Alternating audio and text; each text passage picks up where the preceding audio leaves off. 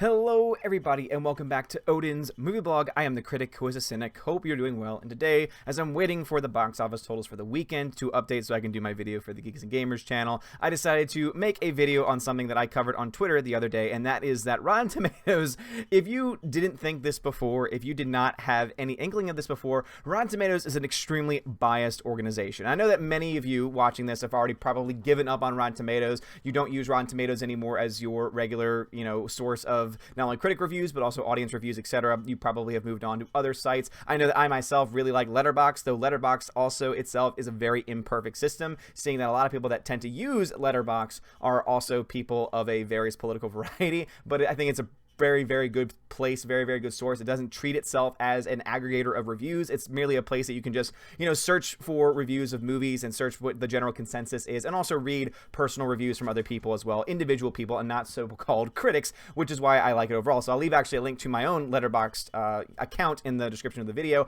and go check it out. Again, if you want to see some of my more written reviews, they're very, very short. I try and keep all the reviews basically where you can finish it under a minute. Basically, I try to keep it as a paragraph at max. And if the reason why I do that is because I want to, my videos, I take a little bit longer. Obviously, I stretch things out a little bit more. I go into more details, and I go into certain elements and go into kind of the minutia, using one of my famous college words, of all of the different things that happen within a given film. But anyway, what I'm talking about today is Rotten Tomatoes. Rotten Tomatoes and how just blatantly obviously, how blatantly obvious it is that they have some kind of political agenda towards them. Not only have people like Matt Atchity, who was associated with and one of the leaders of Rotten Tomatoes, not only has he been on shows with people who are part of the Young Turks, not only is he shown himself to be a part of that organization, part of that groupthink mentality, but also it just goes into and is shown very clearly by the vast variety of critics' consensus across several different movies. And so what I'm going to try and do today is I'm going to try to show you how this bias exists and how you can easily see it. And if at any point during this you say, this isn't bias, I don't understand how this is bias, at that point I would say, okay, well then you're probably someone who agrees with the agenda of Rotten Tomatoes overall. So Rotten Tomatoes, the way it's broken down, tomato meter and audience score. Tomato meter, all that means, that number there, that 47%, here we're talking about what men want, the new movie that came out this weekend. It's not really making anything at the box office and probably won't make all that much when everything is said and done.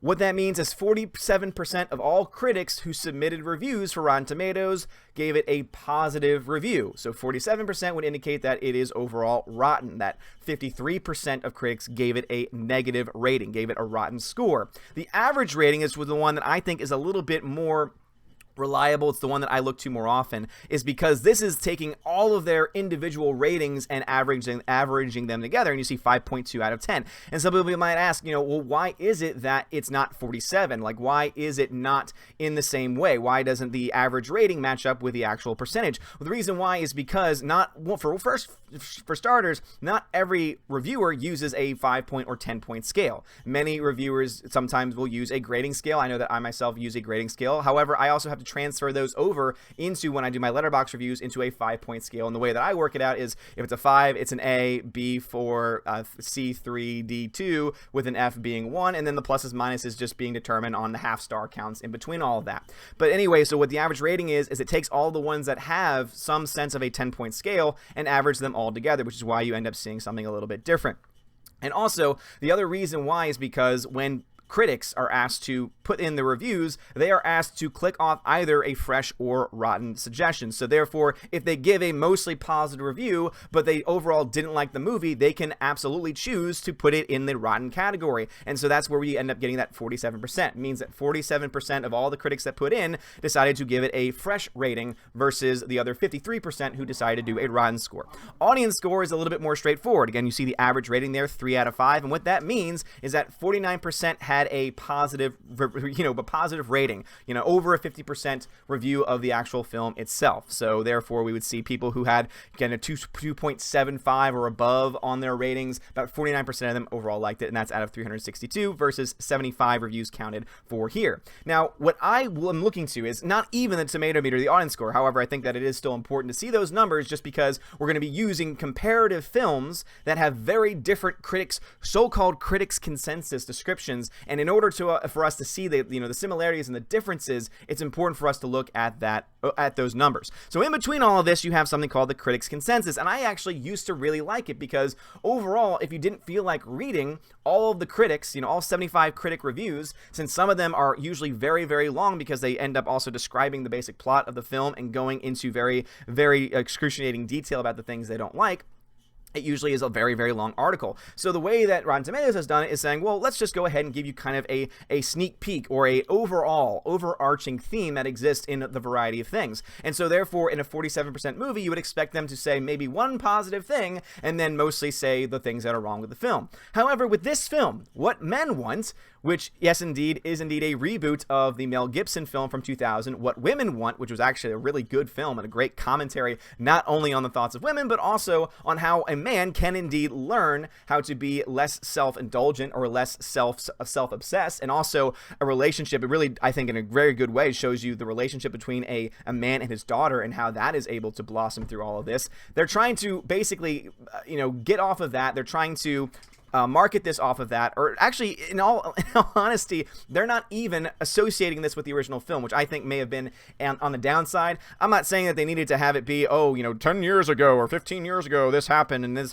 I'm not saying that they need to do that, but I think having some connection to it, I think would have probably been a better idea, because then people who maybe liked that movie, What Women Want, would be like, oh, this might actually be funny. But instead, they decided to, in the ever-growing case that Hollywood is out of ideas completely, they have decided instead to just go on and just continue to remake, and this time it's all about the women. And not only just that, but also you have Taraji P. Henson, who I personally like. I think that she's a very talented actress. Hidden Figures really sold me on that. Beforehand, all I ever really knew her from was Empire, and every commercial I ever saw for Empire, I'm like, oh my god, she is so annoying.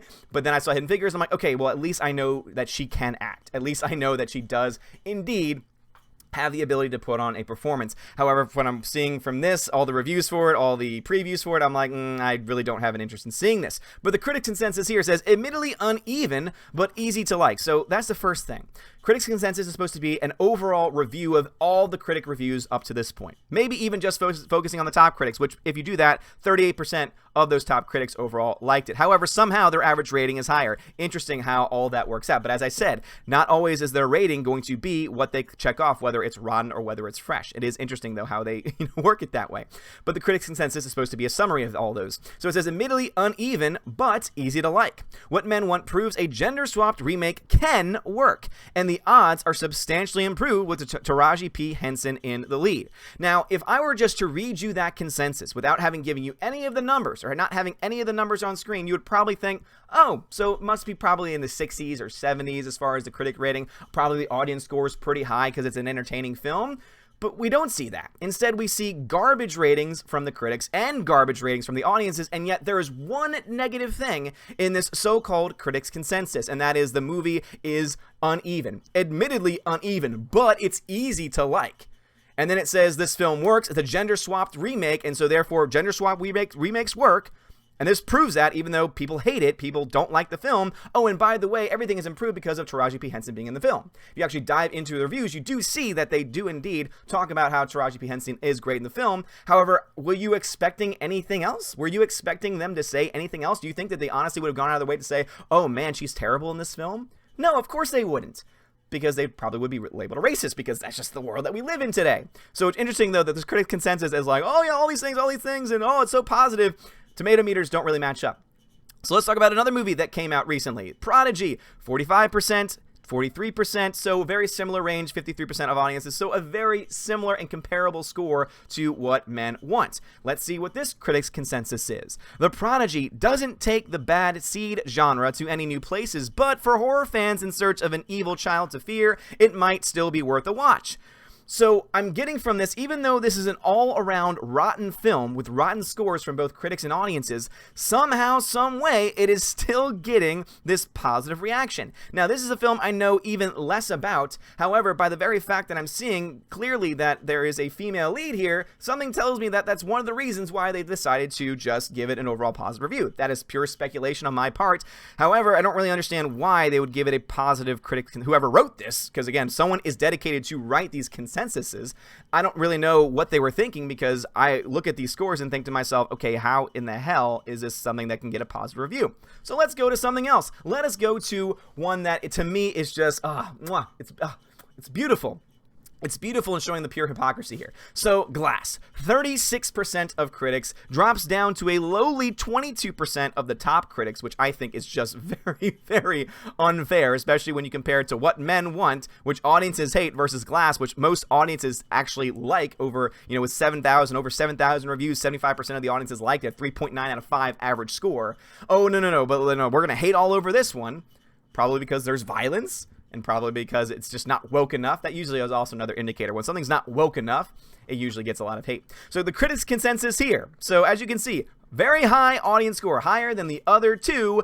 Of course, though, a lower overall tomato meter score. Critics' consensus: Glass displays a few glimmers of M. Night Shyamalan at his twisty world-building best, but ultimately disappoints as the conclusion to the writer-director Long's gestating trilogy. So basically, you come out of that review saying, oh man, this movie sucks. This is a disappointment. This is awful. Oh, it might be worth a watch. Oh, it's not. It works. Everything works. Oh, no, not so much. So, whamming and it's positive. Whamming, it's a positive. 3 men, even though you have a person of color up here with Samuel L. Jackson. Oh, no, we got to hate it. It's interesting how that takes place. And if people are saying like, oh, well, no, but it's like a 36%. So, okay, let's go to this one then. Miss Bala. With a 24%, 25% lower than Glass, 67% lower than Glass. And what is this critics' consensus? Ms. Bala suggests that Gina Rodriguez has a future as an action hero. Unfortunately, it also demonstrates how hard it is to balance set pieces against a compelling story. Once again, how, like seriously, this has lower scores. This movie also looks terrible just based on the trailers. Overall is being perceived in that way with lower scores all around. And yet somehow this movie got a pass. Somehow the person that wrote this critics' consensus said, oh, well, I'm not going to downplay Gina Rodriguez. She has a future as an action heroine, and it's going to be great. Obviously, it's hard. It shows how hard it is to balance, a good story with action set pieces, and so it's a difficult thing. So it's already, the critics' consensus is making excuses for this movie. Why do you think they would make excuses? Could it possibly be because you have a whammon in there? Possibly. They didn't make excuses for Glass. They said, oh, the few little glimmers of hope, but it's a disappointment. Disappointment. Oh, look, it's not that bad. Oh, yeah, it's not that bad. Oh, it's not that bad. Oh, it's a disappointment. Oh, no, but it's difficult, guys. It's insane to me. It is absolutely insane to me, the hypocrisy.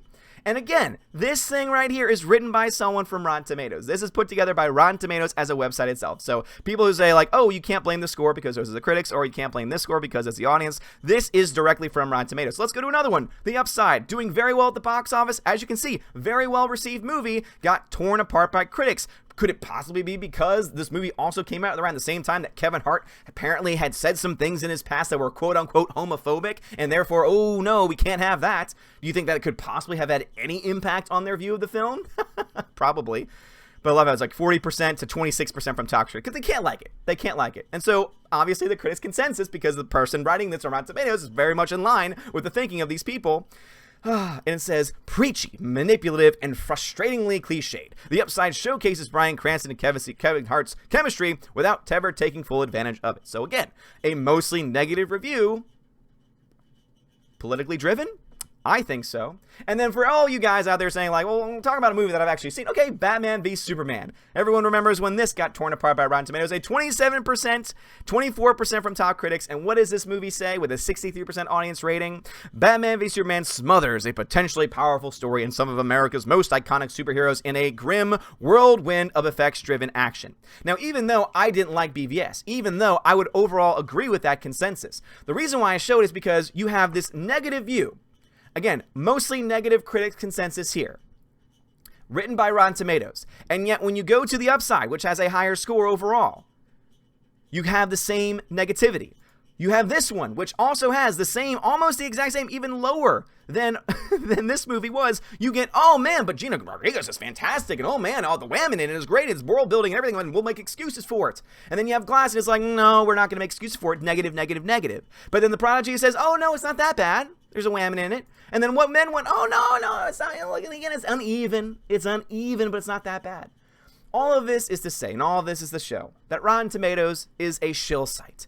All they care about is pushing forward an agenda. And the fact that I've already shown how one person, who at one point was associated with Rotten Tomatoes, and might even still be one of the heads of Rotten Tomatoes himself, is associated with people like the Young Turks. It makes no surprise. It is no surprise to me whatsoever that you have these idiots, these troglodytes, these asshats, these political hacks, trying to act as if there are movie critics, are putting in their political narratives, are putting in their political thoughts into every single review they ever do. And not only that, but also this website, Rotten Tomatoes, which is supposed to be just an aggregator, also adds to the political discussion by praising and uplifting and trying to give a crutch to films that really shouldn't be given one because of bad reviews, but they happen to be, you know, featuring women, or they happen to be featuring some of the untouchable actors and actresses that exist in Hollywood.